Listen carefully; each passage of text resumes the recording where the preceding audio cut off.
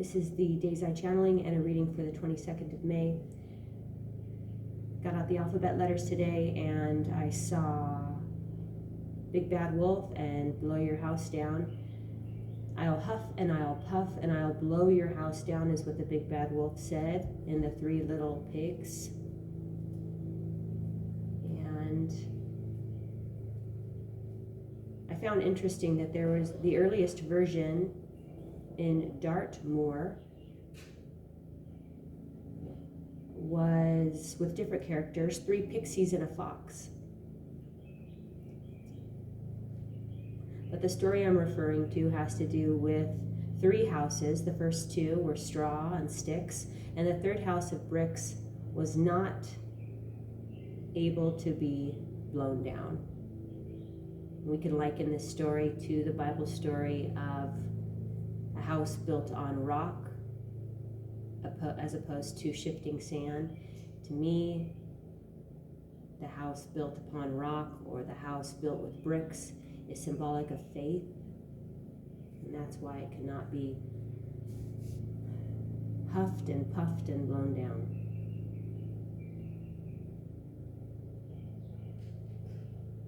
I'm also hearing Huff and Puff from Harry Potter, and I don't remember what house this represents. But let's shift gears now, and there's a story that spoke to me I want to read to you. Keeping Our Spiritual Edge. It's from the book of Chronicles 16:9. The eyes of the Lord are ranged throughout the earth to strengthen those whose hearts are fully committed to Him. The Rocky movies tell the story of a raw boxer fueled by never-say-die determination who overcomes improbable odds to become heavyweight champion. My dad was a big boxing fan. He used to rent the Mike Tyson fights and throw parties surrounding these events at our home, and I remember them well. And also he was a fan of the Rocky movies. I've seen all of them numerous times. I'll continue with the read here. In Rocky 3, a now successful Rocky becomes impressed with his own achievements. Television commercials disrupt his time in the gym. The champ grows soft and he's knocked out by a challenger. The rest of the movie is Rocky's attempt to regain his fighting edge.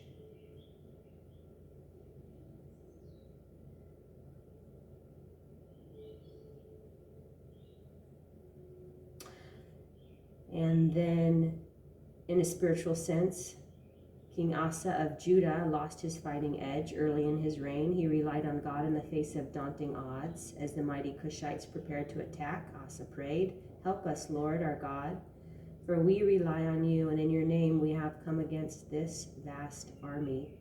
God answered his prayer, and Judah struck down and scattered their enemies. Years later, Judah was threatened again. This time, the complacent Asa ignored God and instead asked the king of Aram for help. Seemed to work, but God wasn't pleased.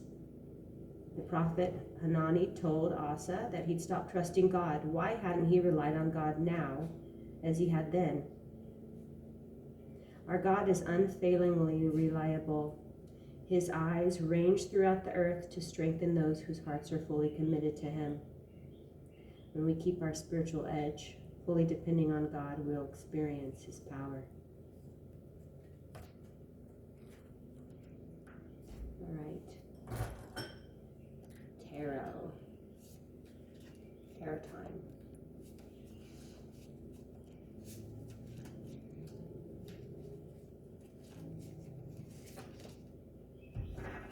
And it is the Two of Pentacles, the Tinamu bird reversed.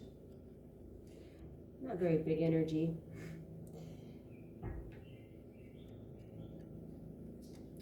But it is an energy that is not balanced. There's a topsy-turvy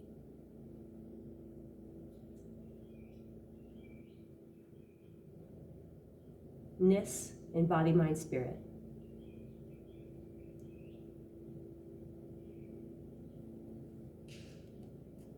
And then on the back we have the Chariot, the Alpine Swift, and it has not come out, so we'll read it, and it's in reverse, and this is why body, mind, spirit is topsy-turvy, as I just said. So confirmation of this. Here's what it looks like upright.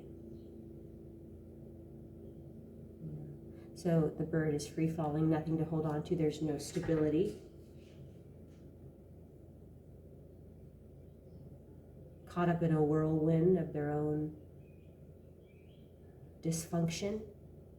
It's affecting everything, their body, mind, and spirit. Their vessel, which is the chariot, their holy chalice. Let's see what the book has to say about the reversed position of the chariot. Major Arcana.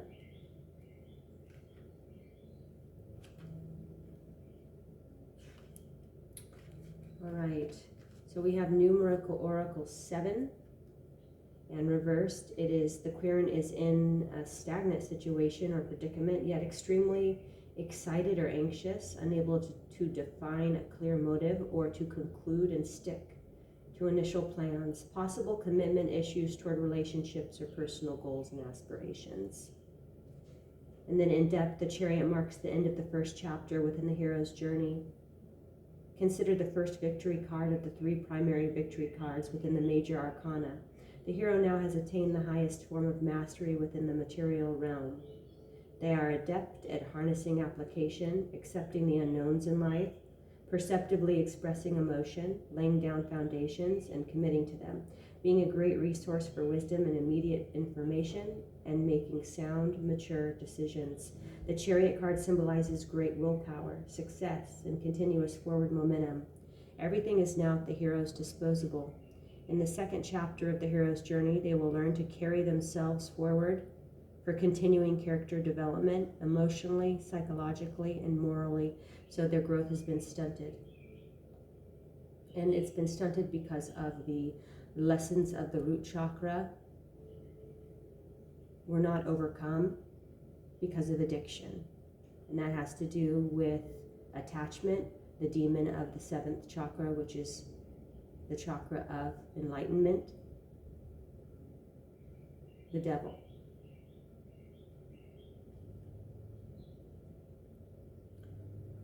The hero is now beginning their spiritual path. The chariot must carry them throughout the rest of their journeys and challenges if they are to succeed, not only in day-to-day living, but in sustaining peace of mind. Acceptance and the ability to be flexible and carry oneself forward will be the hero's foundation. And there's the reference to foundations again, as we saw with the 3 little pigs story. Continual movement and momentum are the symbolic analogy which the chariot card represents. There is also, we have to touch on the subject of hiding illness. Yes, physical illness is being hidden, sexually transmitted diseases, and leading a double life, a down low lifestyle, which isn't so secret anymore. It needs to come out for the well-being of all the parties involved who are being lied to, because there is the intentional spread of the sexually transmitted diseases. It is intentional. It has to do with holding on to people they're around. There's full awareness here. And this is a public health concern, as I've said many, many times, and for a long, long time now. It's all over Instagram, my Instagram, which I don't log on to anymore, by the way. Don't even know how to, I've lost I forgot my password. So don't try to contact me there.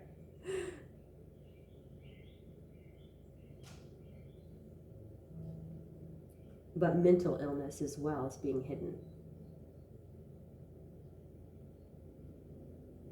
We have strong mental illness that is present here, in particular individuals involved. The alpine swift is perfectly fit for continuous, if not an infinite amount of flight time, effortlessly cutting across the boundless sky. The only time these birds come into contact with Earth is when they are born, when they breed during their 4th year, and at their death at the average age of 6. Even during the most severe conditions, such as chillingly cold weather, alpine embryos can survive. Unlike other birds, alpine embryos can slow down their incubation when unattended by up to 4 or 5 days. When their parents return, the embryos then speed up the process to regular embryonic growth. Truly, not only can the alpine swift act as an inspiration to continuous movement, but also as an example of conserving one's energies to persevere through the most difficult times. We'll go ahead and close with that for today, and I'll be back tomorrow, Thursday. Namaste.